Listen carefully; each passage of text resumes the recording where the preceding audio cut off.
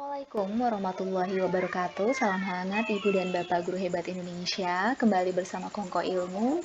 Dan kali ini kita akan share tentang kegiatan observasi praktik kinerja di sekolah. Nah, kebetulan saya guru fisika dan pada kegiatan observasi kemarin saya membuat atau melaksanakan kegiatan observasi bersama kepala sekolah dengan materi gelombang bunyi, sumber bunyi dawai. Tetapi sebelumnya, seperti yang dikatakan sebelumnya ya, pada video sebelumnya, bahwa sebelum melakukan observasi, kita seharusnya melakukan praobservasi dengan mengisi terlebih dahulu dokumen praobservasi. Ada dokumennya di PMM gitu ya, sudah ada di video sebelumnya.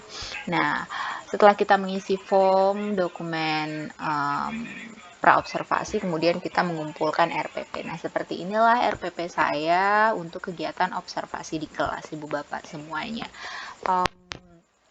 Mungkin terlihat sederhana ya, karena cuma satu lembar. Karena saya dapat indikatornya itu adalah instruksi adaptif berkenaan dengan pembelajaran berdiferensiasi. Jadi di sini dititik beratkan kepada bagaimana saya mampu memfasilitasi kebutuhan belajar peserta didik. Oleh karena itu di sini model metode strateginya saya menggunakan model cooperative learning, metodenya ceramah dan diskusi, kemudian strateginya berdiferensiasi konten dan proses, karena minimal 2. Tetapi pada dasarnya ketika melakukan proses itu saya sedikit bermasalah dengan diferensiasi konten. Mungkin lebih tepatnya ini strateginya proses kali ya, untuk mungkin tindak lanjut ke depan saya akan memperbaikinya gitu ya, karena lebih ke prosesnya. Untuk kegiatan pembukanya, seperti biasa, saya mengucapkan salam, kemudian mengabsen, kemudian juga mengingatkan tentang kesepakatan kelas, memberikan motivasi dalam bentuk kata-kata mutiara ataupun permainan. Dan kemarin saya menggunakan kata-kata mutiara untuk motivasi semangat anak-anak dalam pembelajaran.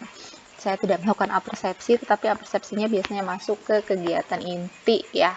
Sebelum masuk ke kegiatan inti, saya melakukan pembentukan kelompok. Nah, inilah pembentukan kelompok yang mungkin berdiferensiasi konten kali ya, mungkin berkenaan dengan kesiapan belajar. Cuma apakah ini benar atau salah, mungkin boleh komentar nanti Ibu Bapak semuanya ya. Belajar bersama. Jadi untuk membentuk kelompok, saya menggunakan prinsip pemberian daya dukung. Karena kan saya melakukannya dengan menggunakan kuis. Jadi kuisnya benar salah, nanti semua anak tuh seperti mengangkat jawaban ketika ada pertanyaan satu, silakan diangkat jawabannya benar atau salah. Nah, soalnya ini berkaitan dengan materi yang akan dibahas, tetapi masih bersifat umum, di mana juga mereka mampu membangun pengetahuan, daya ingat mereka tentang materi-materi sebelumnya. Karena materi gelombang bunyi ini saling berkaitan dengan materi sebelumnya, gitu kan. Nah, pembentukan kelompoknya itu ada 3 soal. Nanti mungkin saya bisa informasikan ya, soal benar salah tentang gelombang bunyi. Nah, kelompok yang saya bentuk itu heterogen. Heterogen kenapa saya tidak memisahkan kelompok rendah, sedang, tinggi? Karena nanti pemberian daya dukung terfokus sama saya gitu kan. Saya ingin peserta didik yang tinggi juga memberikan daya dukung kepada kawan-kawannya yang memiliki nilai sedang dan nilai rendah. Jadi saling bekerja sama. Makanya di sini saya menggunakan model cooperative learning, dan saya memberikan daya dukung pun menyesuaikan dengan apa yang ada di kelas nanti gitu kan. Di dalam kelompok itu sudah mampu belum memberikan daya dukung terhadap materi. Kalau misalnya belum, iya nanti saya akan masuk di situ. Itu maksudnya instruksi adaptif yang saya pahami gitu kan. Setelah kelompok terbentuk, biasa model cooperative learning itu kan sintaknya menyajikan informasi, membimbing kelompok, evaluasi, dan memberikan penghargaan. Jadi saya menggunakan 2 LKPD di sini, LKPD konsep dan LKPD soal.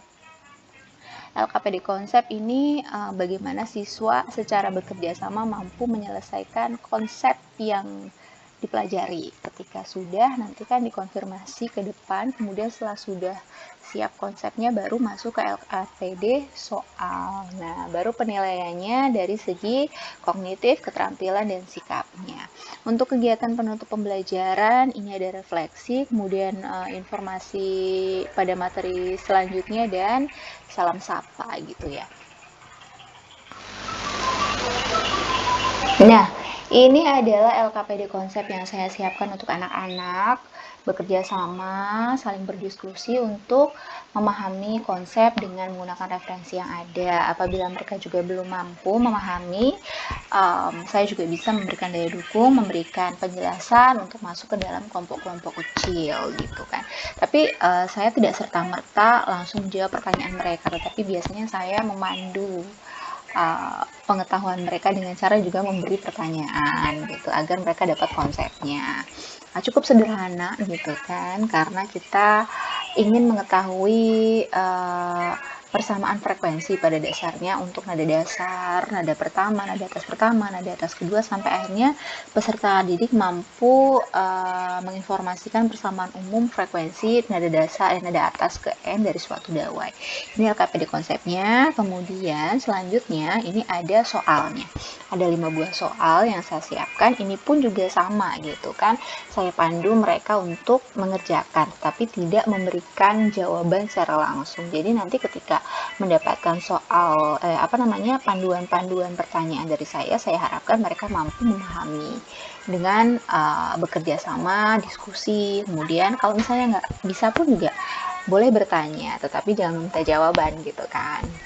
Nah, selanjutnya standar ketercapaian tujuan pembelajaran yang biasanya kan ditanya nih sama supervisor kepala sekolah.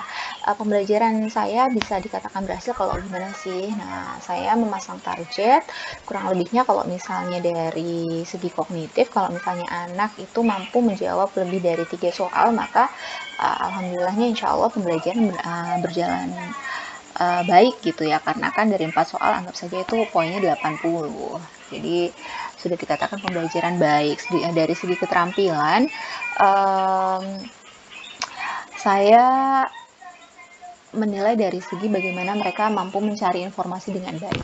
Nah, seperti itu saja. Dan untuk dari segi sikap, saya menilai dari segi bagaimana mereka mampu bergotong royong dan bernalar kritis. Nah, seperti itu. Ini juga ada indikatornya, Ibu Bapak semuanya ya. Kemudian ini adalah sampel lembar penilaian untuk kognitif. Nanti biasanya saya di akhir sesi saya bertanya kelompok A, B, C gitu kan, dapat berapa soal yang benar jawabannya gitu. Biasanya mereka confirm gitu kan. Nah, kalau misalnya keterampilan ini biasanya saya melakukannya dengan cara observasi. Oh, kelompok ini mampu memahami apa yang saya informasikan. Mereka bisa mencari referensi dengan baik dan benar gitu. Kemudian untuk sikap, nah ini juga melalui observasi. Dan kadang pun saya bertanya pada kegiatan refleksi bagaimana pencapaian Anda dalam segi kerjasama, begitu. Berikut adalah PPT saya ketika saya melakukan kegiatan observasi kemarin. Dimulai dari judul, kemudian ada penginformasian kesepakatan kelas, mengingat-ingat kembali. Kemudian juga saya meminta peserta didik membaca quote hari ini. Bukan saya membaca, tetapi mereka yang membaca. Kemudian juga saya menyimpulkan dan juga memberi tambahan semangat untuk mereka. Kemudian menginformasikan materi dan juga tujuan hari ini, dan juga menginformasikan bagaimanakah alur pembelajaran. Yang pertama adalah pembentukan kelompok yang melalui kesiapan gitu ya, belajar. Nah, kemudian di sini ada kuisnya, ada kuis benar salah, ada 3 buah soal. Nanti biasanya anak-anak dapat soal, kemudian mereka mengangkat jawabannya benar atau salah. Hanya mengangkat kalau benar ya benar, kalau salah ya salah gitu ya. Dan jawabannya langsung di situ. Nah, setelah sesi benar salah kuis ini, kemudian saya ambil poin untuk mereka. Jadi untuk mengetahui siapa poin 3, siapa poin 2, siapa poin 1, untuk kemudian dilanjutkan ke pembentukan kelompok yang saya ambil kemarin heterogen. Kemudian ini penginformasian awal tentang materi. Selanjutnya, ini adalah LKPD, konsep yang harus mereka kerjakan, dan biasanya mereka memang mengerjakan dengan penuh semangat kerjasama, meskipun terkadang masih beberapa kali bertanya kepada saya kalau misalnya mereka tidak memahami apa yang di buku. Ini juga saya kasih jawabannya, meskipun sebenarnya jawabannya itu langsung ya, mereka langsung menggambarkan di papan tulis, tapi ini adalah konfirmasi dari saya bahwa mereka itu menyatakan jawaban dengan benar. Setelah itu mereka mengerjakan LKPD soal yang sudah seperti saya informasikan sebelumnya, dan setelah soal selesai ada simpulan, kemudian kita melakukan refleksi terkait dengan kognitifnya mereka seperti apa, dapat berapa poin benar, itu nanti biasanya saya tanya kelompok 1 sampai kelompok terakhir. Kemudian kerjasama dalam kelompoknya seperti apa, kemudian sikap mereka dalam melakukan kegiatan berkelompok itu juga seperti apa, dan kemampuan mereka dalam memahami konsep itu juga seperti apa. Nah, demikian, terima kasih. Nah, begitulah kegiatan observasi yang kemarin saya sudah lakukan bersama kepala sekolah. Demikian Ibu Bapak semuanya, semoga membantu. Assalamualaikum warahmatullahi wabarakatuh.